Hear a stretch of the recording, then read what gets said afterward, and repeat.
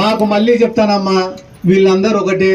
రేపు ఎలక్షన్లకు మళ్ళీ వస్తారు, వేరేటి ఏం చెప్పలేరు. సిద్ధార్థ రెడ్డి గారు రాక్షసుడు అంటారు, వాడు దయ్యం అంటారు.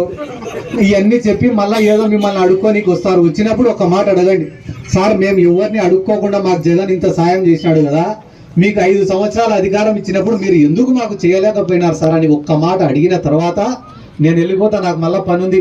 ఇట్లాంటివి 68 గ్రామాలు ఉండే అందరికీ పోయి చెప్పుకోవాలా. ఎందుకంటే కానీ వాళ్ళు చేసే 4 డబ్బా ఛానళ్ళు ఉండే వాళ్ళకి. చంద్రబాబు నాయుడు పిచ్చినా కూడా వాసన బలి వస్తాయని చెప్తున్నారు వాళ్ళందరూ కూడా. అంత ఘోరంగా తయారైనారు వాళ్ళు. కాబట్టి ఇటువంటి తప్పుడు ప్రచారాలను మీరు అందరూ కూడా ఎదుర్కోవాలని చెప్పి ఈ సందర్భంగా, మాకు వేరే బలం లేదు, మా కాడ డబ్బు బలం లేదు, మా కాడ పలుకుబడి లేదు, మాకుండేదంతా కూడా మీ ప్రేమ మాత్రమే. మీ ప్రేమ మా పైన ఉండాలా, మీ ఆశీర్వాదాలు మా పైన ఉండాలా.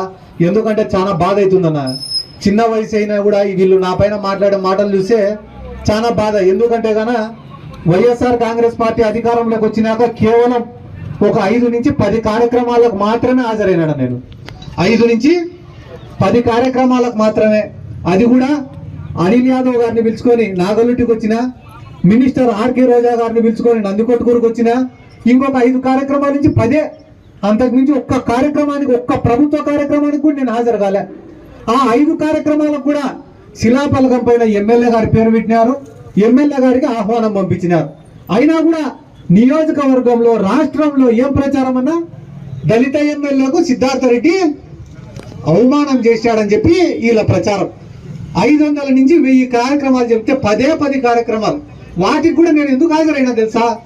నాగలుటికి అనిల్ యాదవ్ గారిని కానీ పిలుచుకొని వస్తే, ఇరిగేషన్ శాఖ మంత్రి, ఆయన పిలుచుకొని వస్తే మిర్తూర్ మండలంలో ఉండే నీటి సమస్య గురించి తెలుసుకుంటాడు, ఆ ప్రాంతానికి ఒక లిఫ్ట్ ఇరిగేషన్ తెస్తాడని చెప్పి నేను ఆయన్ని పిలుచుకొని వచ్చినాను తప్ప సిద్ధార్థ రెడ్డి గారికి కొత్తగా పబ్లిసిటీ అవసరంలే, కొత్తగా జనాలు అవసరంలే అన్న. నాకు ఆర్కే రోజా గారిని మన నందికొట్కూరుకు పిలుచుకొచ్చిన. ఎందుకు పిలుచుకొచ్చిన? నేను స్పోర్ట్స్ అథారిటీకి చైర్మన్ కాబట్టి, 2 ఇండోర్ స్టేడియంలు నిర్మించినా కాబట్టి, నా ప్రాంతంలో నేను 2 ఇండోర్ స్టేడియంలు నిర్మించిన అని ప్రజలకు చెప్పుకోవాలనే ఉద్దేశంతో నేను ఇక్కడికి పిలుచుకొని వచ్చిన. ఇన్ని మాటలు మాట్లాడుతున్నారు కదా, దళిత ఎమ్మెల్యేకు అవమానం అని చెప్పి మాట్లాడుతున్నారు కదా. 2014లో తెలుగుదేశం పార్టీ తరఫున ఇక్కడ నిలబడింది లబ్బి వెంకట స్వామి గారు, నిజమేనా? ఎలక్షన్ కోసం డబ్బులు ఖర్చు పెట్టుకునింది లబ్బి వెంకట స్వామి గారు, అప్పుల పాలైపోయింది లబ్బి వెంకట స్వామి గారు. ఎలక్షన్ అయిపోయిన వెంటనే తెలుగుదేశం పార్టీ ఇన్ఛార్జ్ పదవి తెచ్చుకునింది మాండ్ర శివానంద రెడ్డి గారు. ఏం అధికారం ఉందని చెప్పి నందికొట్కూరులో ఉండే ప్రతి శిలాఫలకంలో మాండ్ర శివానంద రెడ్డి అని బోర్డు పెట్టుకున్నాడు. ఒక్కసారి ఆలోచన చేయాలా. ఆ రోజు రాష్ట్రంలో ఉండే ఏ దళిత సంఘాలు కానీ, ఈ నియోజకవర్గంలో ఉండే ఏ దళిత నాయకుడు కానీ ఒక్కరు కూడా ఖండించారా? ఎందుకు? శివానంద రెడ్డి కాడ లెక్క ఉంది కాబట్టి. సిద్ధార్థ రెడ్డి పేదోడు కాబట్టి, డబ్బులు లేవు కాబట్టి శివానంద రెడ్డిని అడగడు. ఇదే మాట అడిగే సిద్ధార్థ రెడ్డి మాత్రం దళిత వ్యతిరేకి కదా, దళితుల్ని అవమానపరిచినాడు కదా. ఎంతవరకు న్యాయం అన్నా ఇవన్నీ కూడా? ఏం ప్రోటోకాల్ ఉందని శిలాఫలకం పైన వీళ్ళు పేరు లేపించుకున్నారన్న. ప్రతి కార్యక్రమంలో శివానంద రెడ్డి వచ్చినాడు. 1000 కార్యక్రమాలు. అసలు కార్యక్రమాలు జరిగినా లేదా తెలియలేదా టీడీపీలో? ఒకవేళ జరిగింటే ప్రతి కార్యక్రమానికి కూడా ఆయన హాజరైనాడు కదా. ఏ హోదా పైన హాజరైనాడు? ఎవరైనా ప్రశ్నించినారా?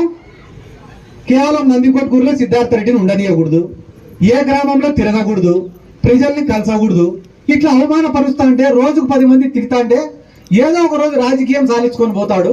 సిద్ధార్థ రెడ్డి రాజకీయం సాధించుకొని పోయినాడు అనుకో, టీడీపీ తరఫున బైరెడ్డి ఉంటాడు, ఇది మన వైసీపీ తరఫున గౌరీందర్ రెడ్డి ఉంటాడు. ఏ ప్రభుత్వం వచ్చిన 60 నీకు 40 నాకు, ఏ గవర్నమెంట్ వచ్చిన 40 నీకు 60 నాకు. జనాలకు కూడా ఏం చెప్తారు? ఎవరైనా కూడా బైరెడ్డి రాజశేఖర రెడ్డి చేతుల్లో తన్నులు తిన్నాడు అనుకో, వెంటనే గౌరీందర్ రెడ్డి అడుగుతాడు, సార్ నన్ను తన్నాడు సార్ వాడు అంటే, వాని కథ నేను చూసుకుంటా, నువ్వు పో అంటాడు. వెంటనే బైరెడ్డి రాజశేఖర రెడ్డికి ఫోన్ చేసేది, వీడు ఎవరో వచ్చినాడు చూసుకోరా నాయన అని వీడు చెప్తాడు.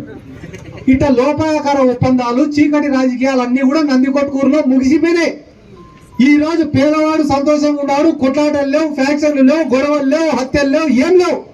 కాబట్టి దీన్ని మళ్ళీ రెచ్చగొట్టాలంటే సిద్ధార్థ రెడ్డి గారు ఒక రౌడీ, ఒక ఫ్యాక్షనిస్టు, లేదా దారిలో మన వాళ్ళు ఎవరైనా పోతా అంటే మీసాలు తిప్పడాలు, తొడగొట్టడాలు. పొరపాటు మనం దిగి ఏ రాటం చూస్తే కొట్టనీకి వచ్చినారా అని మళ్ళీ తిరిగి మన పైనే గిల్లేది వాడు, అరిసేది మనం. మళ్ళా మనం అరిసిందే కనిపిస్తుంది తప్ప వాడు గిల్లింది కనపడదు. కాబట్టి తప్పుడు ప్రచారాలు అనేటివి ఎట్లుంటాయని చెప్పి మీకు వివరించి చెప్పినా, ఏదైనా తప్పు మాట్లాడింటే క్షమించండి. వాస్తవాలు ఉన్నాయంటే మటుకు వైఎస్ఆర్ కాంగ్రెస్ పార్టీని జగన్ అన్నను ఆశీర్వదించమని చెప్పి ఈ సందర్భంగా నేను కోరుకుంటూ, మీ ప్రేమ మా పైన ఉంటే ఇట్లాంటి వాళ్ళు 1000 మంది వచ్చినా ఒక్కరిని కూడా లెక్క పెట్టనని చెప్పి ఈ సందర్భంగా నేను తెలియజేస్తున్నాను. ఈ అవకాశం ఇచ్చినందుకు ప్రతి ఒక్కరికి పేరు పేరున నా ధన్యవాదాలు, కృతజ్ఞతలు కూడా సెలవు తీసుకుంటాను. Thank you. జై జగన్. పోతా ఇటు వచ్చినా మళ్ళీ ఈ ప్రాంతంలో వర్షాలు వెళ్ళా భయపడ్డారు అన్నారు. పాదయాత్ర అని చెప్పి పోతా ఇటు తగిలినాడు అంతే అట. తగిలితేనే దీని అమ్మ భస్మం రానుకున్నారు అందరు. అంటే మళ్ళా ఈ రోజు మళ్ళా చంద్రబాబు నాయుడు గారు బయటికి వచ్చి బాబు షూరిటీ భవిష్యత్తుకు గ్యారంటీ అంటున్నారు. దయచేసి మీరు కూడా ఆలోచన చేసి ఒక మంచి నిర్ణయం తీసుకోండి. ఎందుకంటే ఓటు అనేది నేను నా జీవితంలో భావించినది ఏమంటే, మంచి చేయాలా, ఓటు అనేది అడగాల, అంతే తప్ప అడుక్కోకూడదు. ఈ ప్రాంతంలో ఉండే నాయకులు బైరెడ్డి రాజశేఖర రెడ్డి గారు కావచ్చు, శివానంద రెడ్డి గారు కావచ్చు, గౌరవ వెంకటరెడ్డి గారు కావచ్చు, పోయినసారి ఎన్నికల్లో అందరూ ఒకటే బస్సు ఎక్కినారు పటేల్ సెంటర్లో. వాళ్ళే కొట్టుకున్నారు, 20 ఏళ్ళు వాళ్ళే కొట్టుకున్నారు, వాళ్ళే తన్నుకున్నారు, వాళ్ళే చంపుకున్నారు, వాళ్ళే ఒకటిపైన ఒకటి కేసులు పెట్టుకున్నారు. ఒకడేమో ఒకడికి నంది కొట్టుకురు నయ్యం అని పిలిపించినాడు, ఒకడేమో ఇంకొకటికి నల్లమల్ల వీరప్పన్ అని పిలిపించినారు. అందరూ ఒకడికొకటి బిరుదులు ఇచ్చుకొని ఆ పటేల్ సెంటర్ లో అందరూ ఒకటే బస్సు ఎక్కినారు. అందరూ ఒకటే బస్సు ఎక్కుతేనే ఈ నంది కొట్టుకురు నియోజకవర్గ ప్రజలందరూ కూడా బాగా పిల్లలకు వాత పెట్టారు. 40,000 ఓట్ల మెజార్టీ ఇచ్చినారు వైఎస్ఆర్ కాంగ్రెస్ పార్టీకి. ఈ అల్లూరు గ్రామంలోనే 400 ఓట్ల మెజార్టీ ఇచ్చినారు ఎమ్మెల్యే ఎలక్షన్లకి, 450 ఓట్ల మెజార్టీ. కానీ మీకు ఇప్పుడు నేను చెప్పే విషయం ఏమరా అంటే, పోయినసారి అందరూ ఒకటే బస్సు ఎక్కినారు కాబట్టి మీరు మా పెద్ద గుణపాఠం చెప్పినారు వాళ్ళకి. వాళ్ళు కూడా కనుక్కున్నారు, అది ఒరే మనం అందరం ఒకటే బస్సు ఎక్కుతే కానీ మనల్ని బతకనివారా ఈ నందికొట్కూరు ప్రజలు అని చెప్పి కనుక్కున్నారు. కాబట్టి ఈసారి ఏం చేస్తారు, తలా ఒక బస్సు కొనుక్కున్నారు. తలా ఒక బస్సు కొనుక్కొని మళ్ళీ అందరు పటేల్ సెంటర్కి వస్తారు. పోయినసారి అందరు కలిసి వచ్చినారు, ఒప్పుకోలేదు కాబట్టి ఈరోజు 7 బస్సులో వాడు వస్తారు. వచ్చినా కూడా తలా ఒక బస్సు కొనుక్కునే వాళ్ళందరి గుర్తు ఒకటే. వాళ్ళది సైకిల్ గుర్తు, మనది ఫ్యాన్ గుర్తు. వాళ్ళ అవినీతి వైపు, మనం నిజాయితీ వైపు. వాళ్ళ దగ్గర పలుకుబడి ఉండొచ్చు, కానీ మన దగ్గర ప్రజలు ఉన్నారు. జగన్మోహన్ రెడ్డి గారు చేసిన మంచి ఉంది. ఇది ప్రతి గ్రామం కూడా తిరిగి నేను చెప్తా. ఎందుకంటే ఎంత మంచి చేసినా కూడా ప్రజలకు చెప్పుకోవాల్సిన బాధ్యత మన పైన ఉంటుంది. తెలుగుదేశం వాళ్ళు తప్పుడు ప్రచారాలు చేయడం తప్ప ఏమీ కూడా చేయలేరు. నిన్ననే ఒక అధికారిని కలిసిన, పాపం ఆయన వల్ల 30 సంవత్సరాలు ఆయన జీవితంలో చాలా నిజాయితీగా బతికినాడు. ఎంత నిజాయితీగా బతికినాడంటే 1 రూపాయి లంచం తీసుకోలే. ఎంతమంది ఆఫీస్కి వచ్చి సాయం చేయమని అడిగినా కూడా నిజాయితీగా పనిచేశాడు. ఆయన చివరి రోజుల్లో ఇంకొక 1 నెల రోజులు ఉంటే రిటైర్మెంట్ అయిపోతాడనగా ఒక ఆడామె పని కావాలని పోయింది. సార్ నాకు ఈ పని చేయంటే, అమ్మ రూల్ ప్రకారం ఈ పని కుదరదమ్మా అంటే, నాకే పని చేయవా నువ్వు అంటే, అమ్మ చెయ్యలేనమ్మా నాకు ఆ శక్తి ఉంటే ఎందుకు చేయను నేను అంటే, వెంటనే బయట కొంచెం బట్టలు చింపుకొని పరిగెత్తుకుంటా బయటికి పోయి కేసు పెట్టింది ఆయన పైన. పాపం 40 ఏళ్ళు ఆయన నిజాయితీగా బతికినాడు. ఒక్కరోజు జరిగిన అవమానానికి ఆయన ఆత్మహత్య చేసుకొని చచ్చిపోయినాడు. అంటే ఆయన చేసే తప్పు కూడా లేదు, కేవలం ఒక ఆమె స్వార్థం కోసము చేసిన ఒక తప్పుడు ప్రచారం వల్ల ఒక మనిషి చచ్చిపోయినాడు. అదే రకంగా ఈరోజు రాష్ట్రంలో 2,50,000 కోట్ల రూపాయలు ప్రజల అకౌంట్లలో వేస్తే అది కనిపించడంలే చంద్రబాబు నాయుడికి. ఆయనకి ఏం కావాలంట, ఆయన ముఖ్యమంత్రి కావాలంట, ఆయన కొడుకు మంత్రి కావాలంట, ఆయనకి ఇంకొక కొడుకున్నాడు పవన్ కళ్యాణ్ అని, ఇంకొక కొడుకున్నాడు, ఆయన ఎమ్మెల్యే కావాలంట. దానికోసం వాళ్ళని ఎదుర్కొనే చేత కాక పురంధేశ్వరిని బీజేపీలో పంపించినారు. ఈ పక్క రేవంత్ రెడ్డిని షర్మిలను కాంగ్రెస్ పంపించినారు. ఇంతమంది ఏకమైంది ఎవరిపైన? ఎందుకు ఏకమైనారు? ఉండే డబ్బంతా కూడా జగన్మోహన్ రెడ్డి పేదోనికి పంచి పెడితే డబ్బులు ఉన్న వాళ్ళకి మేము ఎట్ట బతకాలా? ఇప్పుడు ఈ గ్రామంలో శివానంద రెడ్డి మిగతా లీడర్లు ఉన్నారమ్మా.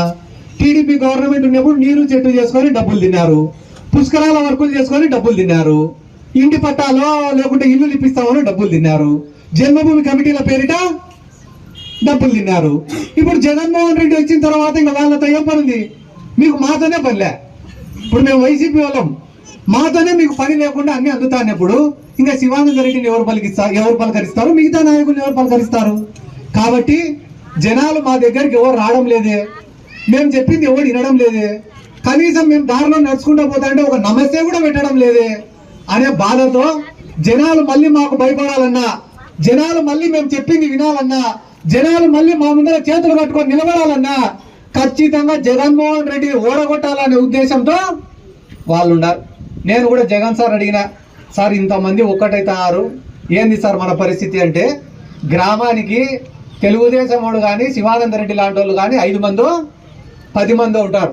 కానీ జగన్మోహన్ రెడ్డి గారి వల్ల సాయం పొందిన వాళ్ళు మిగిలిన 990 మంది ఉంటారు. కాబట్టి 990 మంది ఆశీర్వాదం మా పైన ఉన్నప్పుడు ఈ 10 మంది మాకు ఉన్నా ఒకటే లేకున్నా ఒకటే. కాబట్టి